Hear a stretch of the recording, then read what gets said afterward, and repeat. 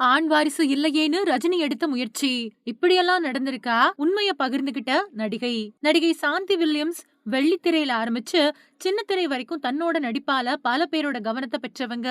குணச்சித்திர கதாபாத்திரங்கள்ல நடிச்சே புகழ் பெற்ற இவங்களோட கணவர் மறைஞ்ச மலையாள இயக்குனர், தயாரிப்பாளர் வில்லியம்ஸ்.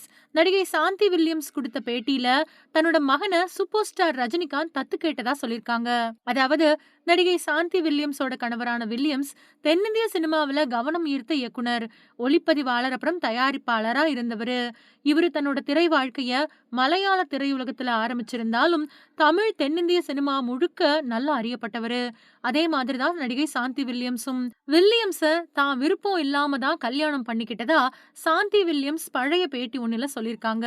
இந்த நிலையில சமீபத்திய பேட்டியில கலந்துகிட்டு பேசுறப்போ சூப்பர் ஸ்டார் ரஜினிகாந்த் தன்னோட மகனை தத்து கேட்டது தொடர்பா பேசியிருக்காங்க. அதாவது தன்னோட கணவர் வில்லியம்ஸ ஒரு தடவை ஷூட்டிங் ஸ்பாட்ல சந்திச்சப்போ சூப்பர் ஸ்டார் ரஜினிகாந்த் எங்களோட மகனை தத்து கேட்டிருக்காரு.